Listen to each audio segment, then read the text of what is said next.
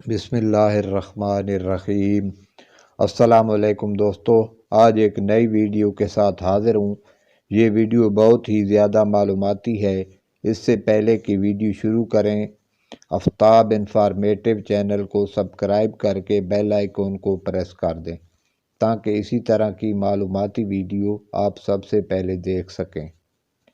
مصر کے 25 سالہ شہری محمد حمدی نے بچھو کے زہر پر کافی ریسرچ کرنے کے بعد اس کو اپنا ذریعہ معاش کیسے بنایا ہے۔ مصری شہری نے آرکیالوجی میں اپنی ڈگری مکمل کرنے کے بعد گزشتہ چند سالوں کے دوران بچھو پکڑنے کا شوق پیدا کر لیا۔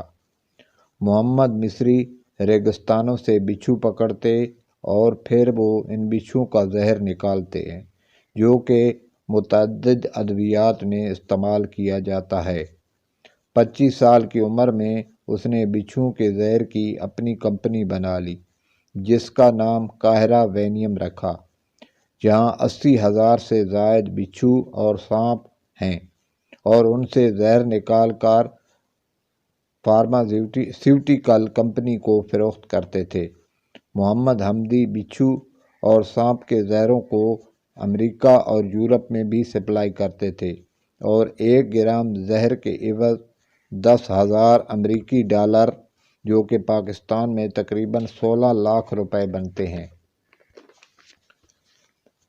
اس کے علاوہ بھارتی ریاست مدھیہ پردیش کے علاقے میں ایک غریب کسان کی قسمت کھل گئی۔ جب وہ فصل بونے کے لیے زمین کی کھدائی کر رہا تھا، کھدائی کے دوران اسے زمین سے ایک چمکتی ہوئی چیز نظر آئی، جسے اٹھانے کے بعد اسے پتہ چلا کہ وہ ایک بیش قیمت ہیرا ہے۔